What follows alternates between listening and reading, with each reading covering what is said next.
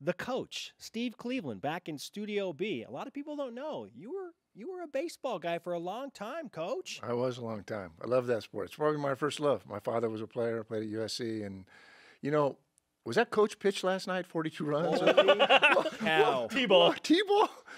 It was a little league game. It was 17-14 after the third inning. Wow. There you go. Mike Littlewood is As a former coach, you're like, I don't know. is not often speechless. And we talked to him in the fourth inning, and I'm like, have you ever seen anything like this? And he's like, no. And then a ball was hit to second base, and he's like, this might actually be an out. And it got thrown over to first, and Tanner Chauncey dropped the ball at first base. And his reaction was, oh, my gosh, this is unbelievable. Have you been a part of a game that was just like out of control like that, where you say, I don't know what to do to wrangle this situation? You know, the one game, my last year, I remember we were in the Maui Classic, and we were playing North Carolina the year they won the national championship. And Coach came up to me before they stopped at Santa Clara and got beat by Santa Clara on their way to Maui. This is the #1 team in the nation, gets beat on the travel there. And he comes up to me and he says, Steve, he said, listen, I'm not trying to run up on you. He says, but this is not going to be pretty for you. Roy? Yeah, Roy did. And I said, I got you. And it was like 27-3, and I just going, there's nothing we can do. My only other experience, 1 year coaching volleyball. That's a game you got. Coach volleyball? One game, yeah, they introduced it as in high school in California when we started 20-some years ago. Actually, about 30 years ago, but nobody else to do it. I said, would you do it? I said, they said, have you ever played volleyball? I said, I played at the beach down at Newport Beach when I was at Irvine. Yeah, I mean, but I don't know anything about coaching it. He said, you'll figure it out. And that was a game, as a coach, you got no control. I mean, you can call a timeout. Let's do better, guys. Call a timeout. Now, obviously, it's at a whole different level here. But that was a time when I felt most helpless as a coach, was coaching high school volleyball. Let's do better. Yeah, let's do Better better. break. Let's go. Yeah. Exactly. Energy. Yeah. And that's where the coaching prowess of Steve Cleveland began. Yeah, exactly. High school volleyball. Coach, you know Heath Schroyer very well. In fact, you like him so much that I think you hired him 3 different times. And now you see him come back to coach with Dave Rose at BYU. Why, or what do you think overall of Heath Schroyer? Let me give you a little context. Well, number one, when Heath went to DeMatha High School, came out, played junior college basketball in California at Kings River, which was near Fresno, and when I was a coach. And his coach retired, and I ended up hiring him when he was like 21 years old. It was an interesting thing. He had great passion for the game. Junior college is a whole different animal, and you're on a bus and vans and driving, and we got to be really close. And he's like family. I mean, I talk to him 3 or 4 times a month, and we've stayed in touch the entire time. And I've kind of taken this journey with him, and he's been on quite a journey. I shared this with you when I was in North Carolina, and Mark Godfrey was fired. I went back to watch those games. I don't know if I shared this with you. I think I did. And I was there to watch them play North Carolina and Notre Dame. Midweek, he called me and said, I've just been called in by the president of the school, and she wants me to be the interim. Would you be willing to stay around for a month and just help me as I finish the season out? Because they fired Mark today. And I said, didn't see that coming, but yeah, let's do this. And about 4 or 5 hours later, he calls back. So I figured I was on the staff for about 4 or 5 hours. But he called me back and said, hey, Mark really wants to coach the team and finish. I said, great, that makes sense. Let him do it. That didn't happen very often. But I spent the rest of the week with Heath, and we had a lot of time together, and we started talking about what the next step was and how he wanted to get out west. And so there was and I've never had a conversation with the coaching staff here before, after, or any time. And I just thought, you know what? I said, I don't know what Dave's going to do. I said, but if something happens there, I think it'd be a great fit for you. And he goes, what? And I said, I'm just telling you, you want to be out west. Your wife's from the west. She wants to get back out here. It puts you in a situation, a very visible situation. You understand it. You and Dave are good friends. I never said anything to Dave, but we had that conversation for 6 weeks. We'd talk about it, and we watched all this unveil. And then when it happened, I didn't not call Dave. I just told Heath, because we were talking every day, and I just said, Heath, I said, if he contacts you and he talks to you, this is a good thing for you, because he wants to be a head coach one more time. and he wants to have a job that can be his last job. I mean, the thing is, he's had 20 years. He's been a head coach 3 times, and 2 times at Portland and at Tennessee Martin. He, leaving just to do something better, and going and being an associate head coach at North Carolina State was an opportunity to jump somewhere and get a really good job. It didn't happen. So that's kind of been in the mix with both of us quietly, and with me never, because it wasn't my place to say anything, and I didn't even know if there would be a coaching change. But we kind of had a laugh about it a few times. And today we were talking before I came over, and I told him I was coming over to do this. But you know what? He's going to be so good. Number one, he and Dave have a great relationship, and he's here to help Dave in this program. And you know what? He's different than he was when he was here. I mean, he was loud and energetic, and he can coach the defense, but he's been a head coach 3 times. I mean, the other side of the ball, he's pretty good at too. And I think he and Dave will be a great combination. I think he and Dave will sit down and they'll discuss and they'll look at the program. And Dave has been very transparent with Heath about, let's just take a look at it and see where we can grow and get better. I think you both mentioned it. He's lived in a lot of places, and he has the opportunity to recruit the non-member that can come in here and fit. He knows how it goes. He's not a member of the church himself. He relates to it.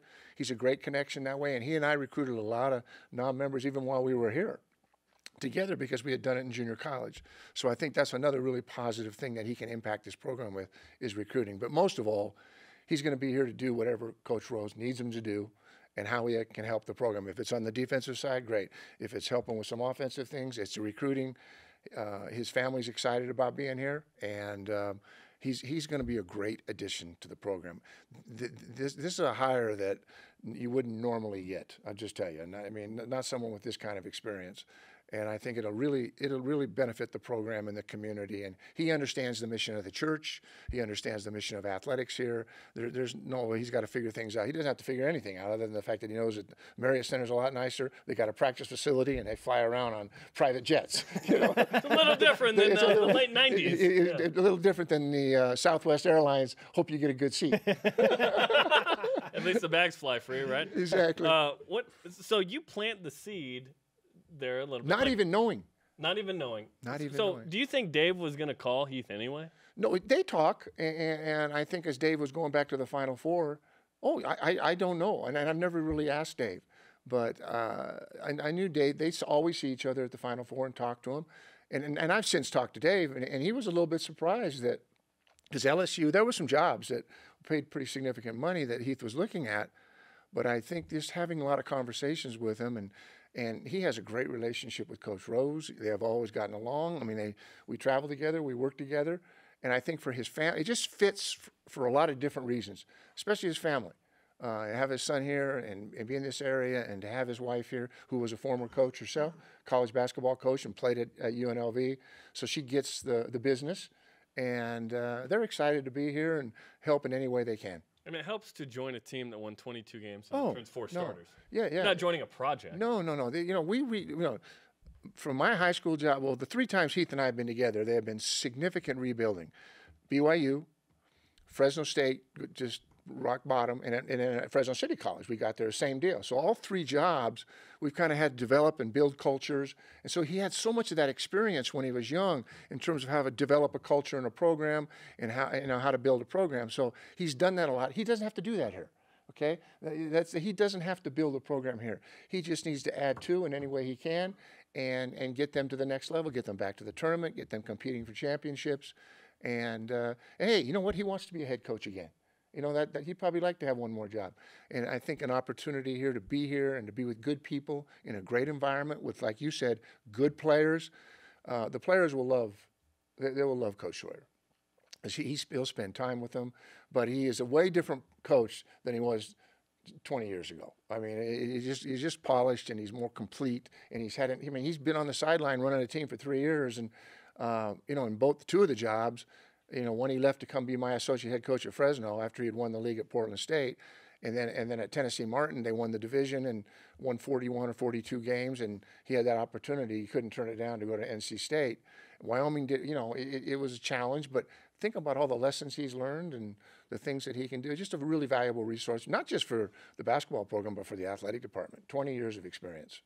In your conversations with him since the news has become official, or since he told you that this was actually going down, do you have a sense of where the majority of his focus will be, whether it's on defense or offense? You know, that's a great question, and I think that we have talked about that. And I think the one thing I love about Coach Rose is that he's been really open with Heath, and he just said, "Listen, let's just sit down. We've been away from each other for 20 years. I've watched you from afar. You've had all these lessons. You've fought through difficult things. You've had to overcome defeat. You've had success. Let's sit down and let's share ideas and thoughts. And let's do that the first month or so here. And then they'll take that to the staff and to the team, and they'll see where he fits best." But I think Heath will, he'll be able to touch a little bit of everything in the program, but whatever Coach Rose feels is what is most needed and where he feels he can delegate responsibilities, because you still have other coaches here. And so there will be some reorganization. And the thing about Heath is that he's sat in that seat. He's done what Coach Rose has done. I mean, he's been 9 years. He's been a head coach. Dave's been a head coach 12 years. So you've got a lot of experience there on the bench now that is going to be valuable to this team and valuable to the younger assistants.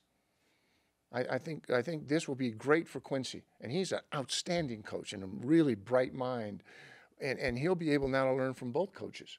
And Tim Lacombe doesn't have as much of a coaching responsibility.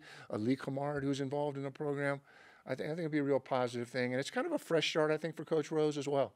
Is that they'll be excited to be around each other and make those contributions. But I think Coach Rose will decide where those assignments are made. Yes, I'm sure Heath will have some responsibilities and role with defense, but it won't just be defense. I think that together, two really bright guys that will be able to figure out what's best for their team. And as you said, some really good players.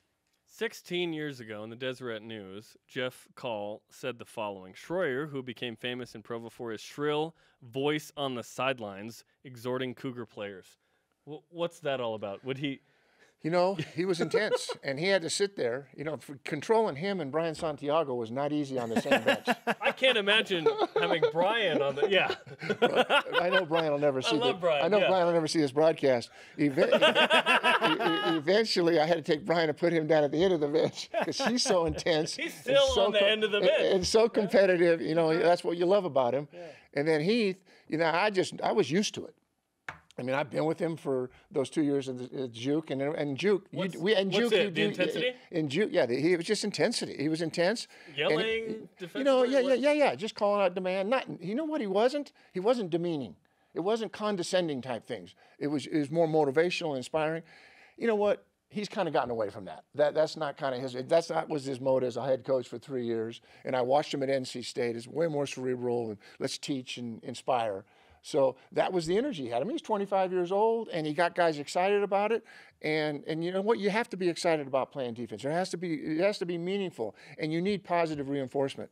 But yeah, he had a voice that could be heard. I don't think you're going to see that quite as much. Maybe BYU's defense needs that. Oh no, well there'll be a little bit of that, and it'll be good. I mean, when you're in a community college, you're yelling at guys all the time.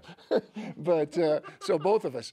But he's different. He is a different coach, and in the father and sons camps, they loved him.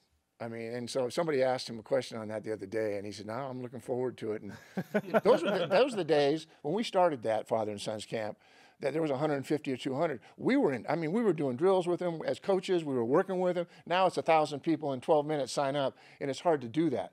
But we got really close to those first 2 or 3 years of fathers and sons where it's hands-on, and they got to see Coach, and he's yelling at the dads, get in a stance, get in a stance. And so those were fun times. Move your feet. Yeah, move your feet. Those were great times that I still to this day, and I know he does, we'll be in airports anywhere in America, and people go, love that father and sons camp. Love that father and sons camp. So that was a special time for all of us.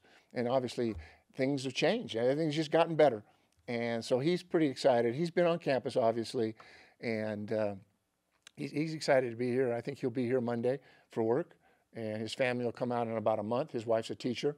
She's a special needs teacher for children there in Raleigh, and they'll get a place to live and get situated. But the transition won't be that difficult for him. And she's a lot closer to her family, which she's excited about. Fantastic insight from Coach Steve Cleveland on Heath Schroyer, the new, kind of old, still new assistant for Dave Rose at BYU basketball.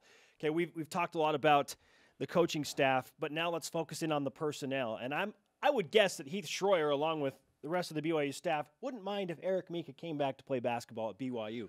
As it is, he is in the NBA Combine right now, and we got a chance to see him perform yesterday. What'd you think about Eric Mika's day one Combine? Okay, so I did not see the games yesterday, and we can talk about it, but I did see all the statistics. And in the 11 areas where they critically test them, I mean, he was 1 or 2 in every category, from left corner, right corner shooting, top of the key shooting, mid-range, to vertical leap, to max vertical leap. I was reading this, and I was going through it. I got to the guard. I was looking at the guard, and I said, well, where's the bigs? And so he was rated 1 and 2 in every category. One category out of the 11, he was rated 3rd. Wow. So he did well there. Now, how he played, I did not see the games yesterday. They were on. I didn't know they were on until actually last night. And I'll go back and I'll find him. But he's playing today and he's playing tomorrow. I know Kuzma at Utah, he showed real well. Frank Jackson, someone that everybody knows here, had a good day, and who a lot of people felt like he should and probably should go back to Duke. He's coming out. He's signing with an agent. That was just reported. Okay, yeah. So that doesn't surprise me, because everything I read this morning said he had an amazing Thursday, and if he has amazing Friday, he may change his plans. So he must have played really well. He's coming out, yeah. Yeah, and that doesn't surprise me. But Eric has really shown well, and I think he went up to the Jazz. I haven't heard any feedback, but I think he's got 3 or 4 team trainings that he'll go and meet with, interviews and do things. But he so far in the testing part of it, though, if you listen to Kevin Durant, I don't know if you saw his comment. I saw it. It said 185-pound lift. Kevin Durant 0, and the guy above, it was one of those things they want him to lift. They said that stuff's overrated. And to a certain degree, it probably is. If you can play, you can play. Just because I can't lift 200 pounds right now doesn't mean I won't be able to. Football is very different, though. It is very different. Yeah. And so I think Eric has performed very well in the testing part of it. I'll have a chance to watch him play in those games. And there's 4 teams and 4 or 5 teams, and it's all on ESPN, ESPN2. So it'll be good. But so it seems like he's doing pretty well. He's serious about this. I think his commitment, he's all in. He's all in. And I don't think, if he's a second-round pick, he won't go. Almost all the second-round picks are guaranteed now anyway. And the D-League, and you may be aware of this not, but with the new bargaining agreement, the D-League now has 4 spots, significant money. It's a whole, everybody has to have a D-League team. So there are a lot of things that have changed as far as the NBA. For a guy that maybe normally was on the fringe would go back, he doesn't, because he can play 24/7, have a training coach. He can have all the different individual coaches. Now, I haven't talked to Eric, and I'm not going to speak for him.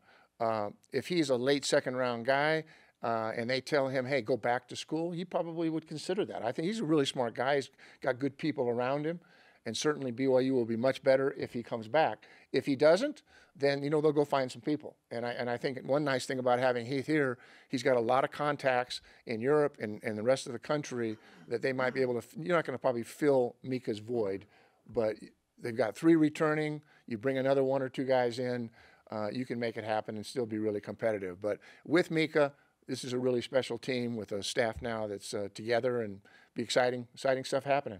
Let's ask you and finish with this about the 2 new additions, Rylan Bergerson and Jashir Hardnett. Okay, I know a lot about Hardnett because Heath, Coach Rose, and his staff coach Tim Lacombe did a great job recruiting him, and Heath was well aware of him. He's watched him. He's very good friends with the Chipola coach.